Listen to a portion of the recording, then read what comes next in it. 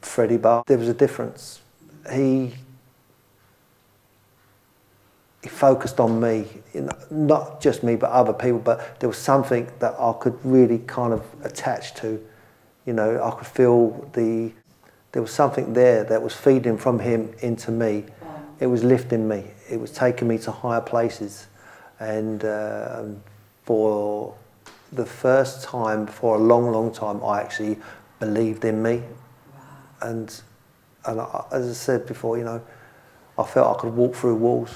Yes, and it's also gave me the job I have today, working with other young people. And it was only the other day I actually gave a lift back to a lad. He's probably late 20s, and I used to work with him in the youth club. And he was drunk as a skunk. He had this tin in his hand. Oh, you're the boxer, and you know, and they remember that, you know. And he actually poured out this stuff about, oh yeah, you're the boxer, you know, and we respect you because of that. And also, you know, you never used to not mistreat us, but you know, you never used to sort of throw us a load of flannel. You know, you told us it was, you know, straight. And it's only through the boxing that's gave me the discipline and the structure of working in an environment of, they tend to be needy kids most of the time, those kids who I think come off the street into the boxing club because there's a reason why they're there. You know, channeling, aggression, you know. Yeah, there's a common denominator there. And I'm lucky, I'm absolutely lucky that I've had so many people pass on that knowledge to me, and it's like this snowball. It just gathers, you know, and I'm fortunate that it's taken me into places and met people and enabled people and influenced my life, you know, making certain decisions based on the experience that I've lived through to better things. You know, I've got a degree in youth and community education. Brilliant.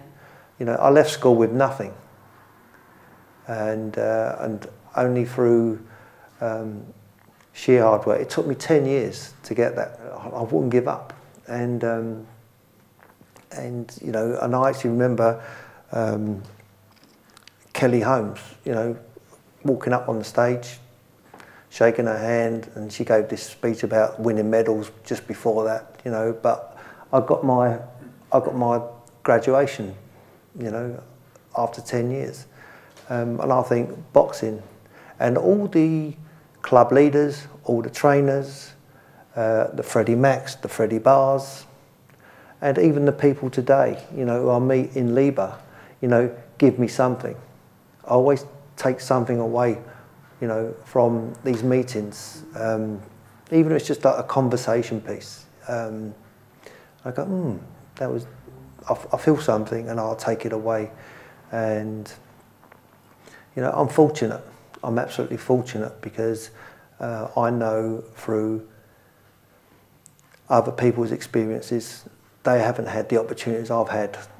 I've been to places, I've been to different countries, I've seen different cultures, I've experienced those cultures where I've actually learned something from them and brought it back, and it's helped me live my life and develop me, trying to be the best person I can. It is a simple program for a complicated person.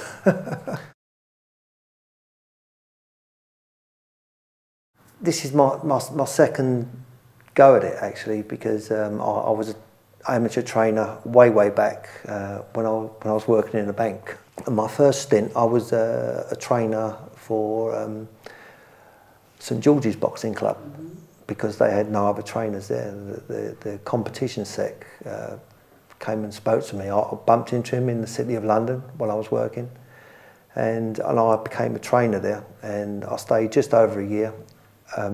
I had one young lad who was a traveller, and took him all the way to the national championships and he became UK schoolboy champion.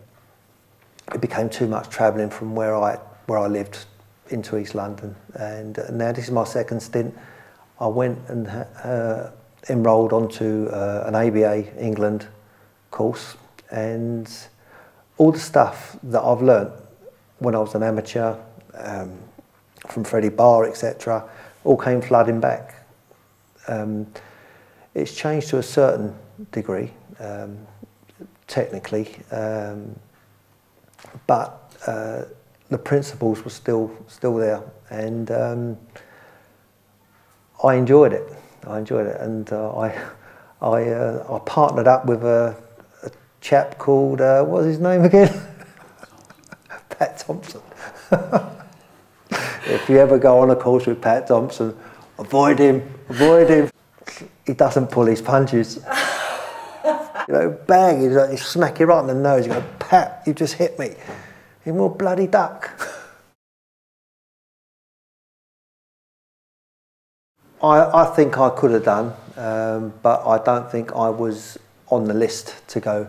And what really underlines that for me was the fact that Terry Marsh won the ABAs that year, and I felt he should have gone, and he didn't go, and Joey Frost was picked to go. Yeah. And I think they should have picked Terry Marsh, who was the ABA champion. I didn't think I was going to go. Yeah, and my amateur club, Freddie Barr,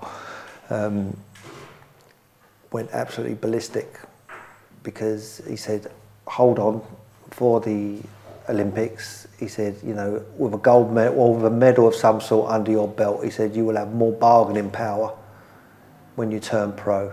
He said, you know, don't turn away the notion of not turning pro. He said, but I'm telling you now, he said, you are, at the moment, you are a 3-minute, 3-round fighter, just about. He said, you're not professional material. He told me straight. And I actually consider that to be true, because I think in hindsight now, my heart wasn't in it, you know, after the initial sort of first 2-3 fights. And I wished I'd stayed amateur.